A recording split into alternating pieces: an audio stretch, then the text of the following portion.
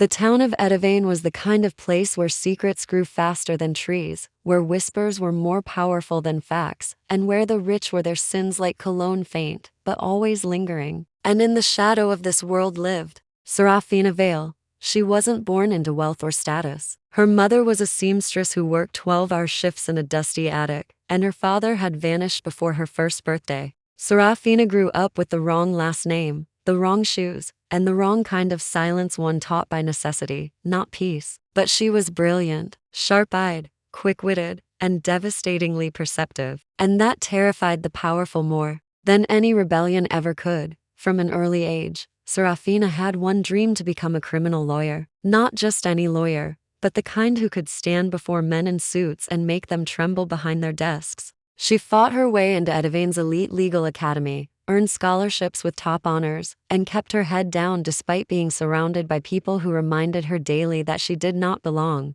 And then came Tristan Hale. He was the golden son of Edivane, the heir to Hale Industries, a sprawling corporate empire that funded half the city's institutions. Handsome, magnetic, and born into a world where consequences didn't exist. He was known to get what he wanted, and when he turned his piercing gray eyes toward Seraphina, the town watched with giddy fascination. What did he want with her?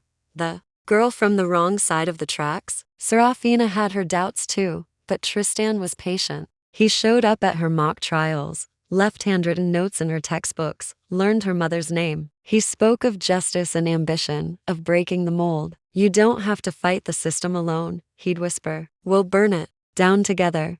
She let herself believe him. They became inseparable. By the end of their final year, they were engaged, in an announcement that sent Edivane's social scene into a frenzy. Seraphina Vale, the girl who once stitched her own school uniform, was going to be Mrs. Hale. But power has a cruel rhythm, and it always demands its sacrifice. Just weeks before their wedding, Seraphina was arrested. Accusations of academic fraud, leaked exam papers, fabricated grades. She was handcuffed outside the courthouse she once dreamed of practicing in. And the evidence? It was all there. A flash drive found in her desk, emails traced to her student account, a recorded phone call, her voice, or a very close imitation offering bribes. It was a flawless frame job. Tristan never visited her, never called. When she was released on bail, humiliated and suspended from the bar exam, he held a press conference, announcing their amicable split and that he had no knowledge of her misconduct. He even wiped their photos from the internet,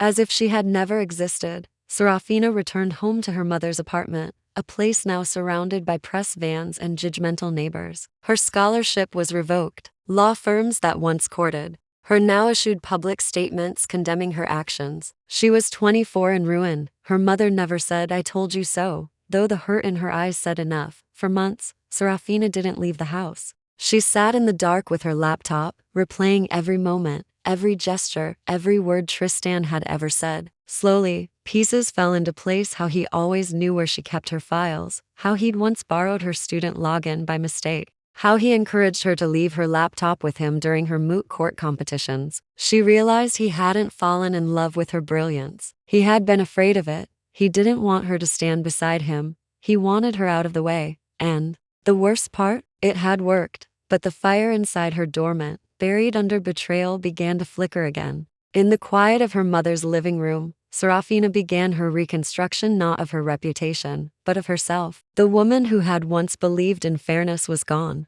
In her place stood someone new, not bitter but forged, steel not ash. Her first step was silence. She ignored the news, the blogs, the betrayal. Let them think she'd disappeared. Let Tristan believe he'd buried her. While the world forgot her name, she watched, studied, collected. Not just him, his family, his board, the firm of digital experts who handled his PR, the law enforcement officers who investigated her case, even the tech intern who probably planted the flash drive. She didn't just want revenge. She wanted precision.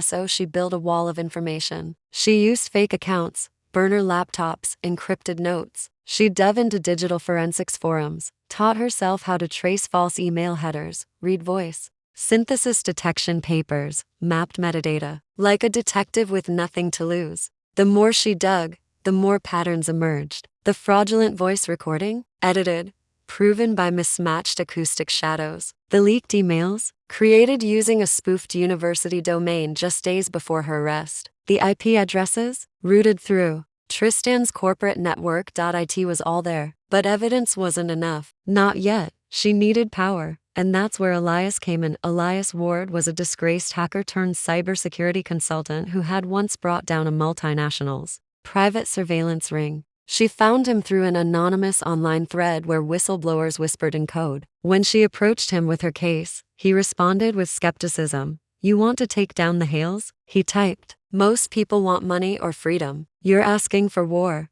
I want the truth. And I want him to choke on it," she replied. There was a long pause. Then, a single word. "I'm in." Together, they began phase 2. Over 6 months, Elias helped her navigate the shadows. They infiltrated private drives, retrieved server logs, decrypted backup files, and mirrored communications from Tristan's campaign to become head of the Hale Foundation, a philanthropic wing that masked corporate laundering. Everything was a fraud, a house of glass decorated with golden lies. But Seraphina didn't just want to expose him. She wanted to make sure that when his empire fell, no one could rebuild it. She chose the date carefully, exactly 1 year after her arrest. Edivane's annual Founders Gala, the most opulent night of the year, where the rich gathered in silk gowns and tuxedos under crystal chandeliers and toasted to themselves. Tristan, now officially a board member of Hale Industries, was scheduled to give the keynote speech. A speech titled Integrity in the Age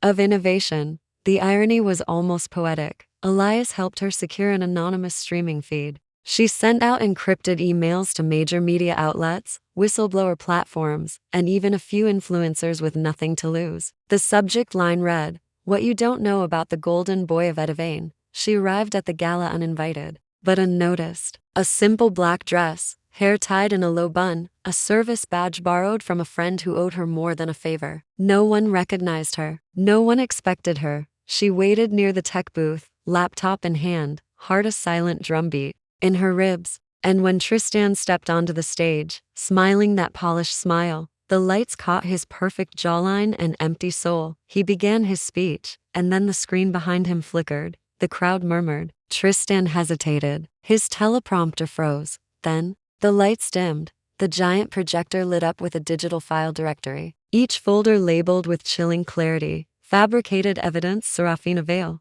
Voice cloning test files, board bribery, donation laundering, gasps, screams, phones whipped out, flashes fired. Panic spread like wildfire. The final file played a video grainy footage from a hidden security cam in Tristan's office, time-stamped weeks before Seraphina's arrest. In it, Tristan leaned over a laptop, speaking to a man in a Hale Industries polo shirt. "Plant the drive in her desk. Make sure it's found during finals week. I want this over with by graduation." The video ended, and the silence that followed was deafening. Seraphina stepped out of the booth and into the room. Eyes widened. Murmurs became shouts. Some recognized her immediately. Others struggled to make sense of the living ghost in front of them. She took the stage, her voice calm, clear, unstoppable.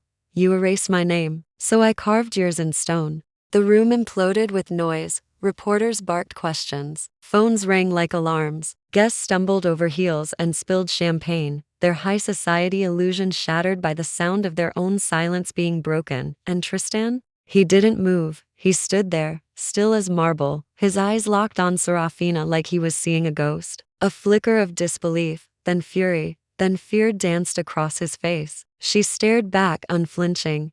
"I didn't come to ask for an apology," she said into the mic, her voice, calm and steely, cut through the chaos like a blade. "I came to return what you gave me, a ruined name. Only this time, it's yours." Security rushed the stage, but no one stopped her. The room was paralyzed. And then, as if the very air had turned against him, Tristan was drowned in the flood of incoming questions, red lights blinking, live streams exploding with shares. Within minutes, the story hit social media like an earthquake. News anchors were already reporting Tristan Hale exposed in fraud scandal. Seraphina Vale resurfaces with damning evidence. By the time the authorities arrived, Seraphina was gone. Elias had set it all up perfectly. Her trail vanished before anyone could follow it. She didn't return to her mother's apartment. She didn't respond to emails or messages. While the city buzzed with her name once more, this time like a legend, Seraphina disappeared from the noise. She spent a week in a quiet coastal town,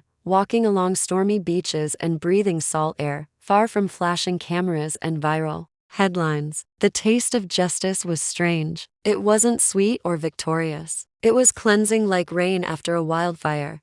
And the wildfire she lit? It didn't stop burning. The Hale family's empire crumbled over the next few weeks. Investors pulled out. Lawsuits piled up. Whistleblowers emerged emboldened. Other victims stepped forward, young interns, former business partners, students with eerily similar stories of sabotage and manipulation. Seraphina had opened the floodgates, and Tristan, disgraced, disowned, under federal investigation. But Seraphina never watched the trials. She didn't need to. She had already seen the look in his eyes when the screen flickered behind him, the split-second realization that he'd underestimated her. That was her justice. Still, she knew the world wasn't finished with her. Her inbox was flooded with offers, book deals, interviews, podcasts, movie rights. Everyone wanted a piece of her story, but she declined them all. She wasn't interested in being turned into a spectacle, until one letter changed her mind. It was handwritten. No logos, no headlines, just ink on soft paper. I saw your story. I believed it, because I lived it. I was silenced at my firm to different man, same method. Watching you speak, it gave me the strength to speak too. Thank you.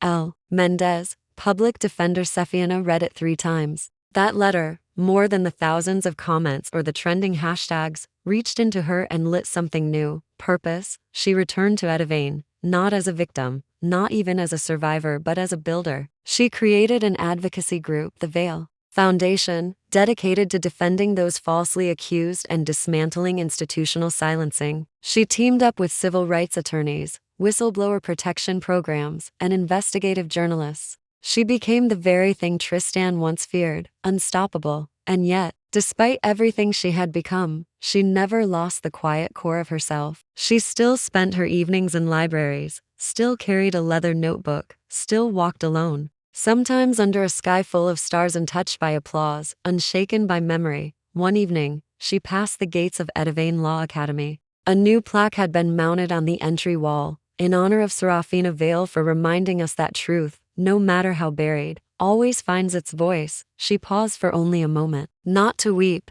not to gloat, but to breathe, in and out. Her name was no longer a smear on a headline or a whisper behind closed doors. It was carved into stone. This time, no one could erase it. Back at her apartment, Elias messaged her. They offered to buy your story. Again, name your price. Seraphina smiled to herself and typed back. They already paid it. She closed the laptop and walked to the window. Outside, a storm brewed in the distance. Thunder rolled over the hills. But Seraphina was no longer afraid of storms. She had become one. The city of Edivane had changed, but not in the way people expected. Billboards once bearing corporate slogans now held quotes from activists. Courtrooms began revisiting cases dismissed too quickly. Students at the law academy no longer feared being different. They wore it like armor. But Seraphina Vale didn't linger in the spotlight. Her name had become mythic, yes, but she didn't crave its echo. What she wanted was permanence. Quiet, powerful change that couldn't be undone by gossip or rewritten by those who lost. And so she worked. Every week, the Vale Foundation received pleas for help emails, letters,